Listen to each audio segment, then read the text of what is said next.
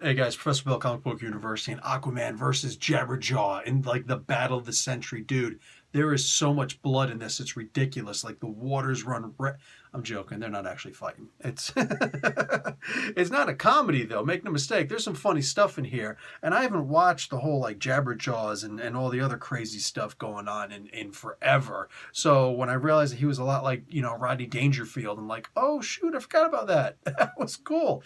So this was a fun comic book. Look, there's some silly, okay, especially in the beginning. There's some silly, but it pretty quickly turns around. You know what I'm saying? Like there's still some fun in it, but it turns into a very interesting storyline. So I can't imagine somebody just, oh, you got to either want to go into this for humor or you got to want to go into this for serious, action and all that. No, you're going to get a good chunk of both coming at you.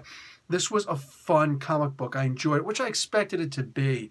DC has been putting a lot of effort into Aquaman ever since the New 52. That was one of the only series that were out in the New 52, one of the only titles that people could pretty unanimously say, yeah, that was amazing.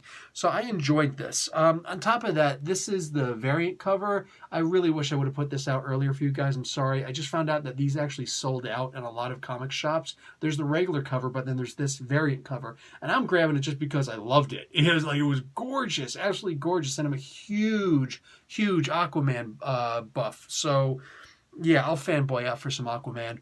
So I just grabbed it, but like if you can find this one and you're looking to maybe make a dollar off of it, you know what I'm saying, sometime in the near future or distant, just saying, you might want to grab an extra two or three, whatever. I'm sure there'll be a second edition coming out for the others. Anyway, good comic book. I recommend it. Can I highly recommend it? No, this doesn't tie into anything. There's absolutely no reason to get this except you're a fan of Aquaman and you want a good good little story, and maybe you like some Jabberjaw in this also. There's also a Captain Marvel. There's a I'll tell you why I made the mistake. There is a Captain Caveman comic in the back of this, a very small short story.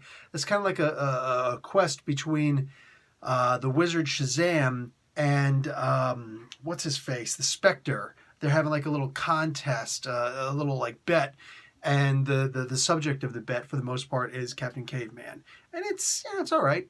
It's cool. Anyway, enjoyable comic book, and that's really all I got for you guys. Professor Bill, Comic Book University. Class dismissed.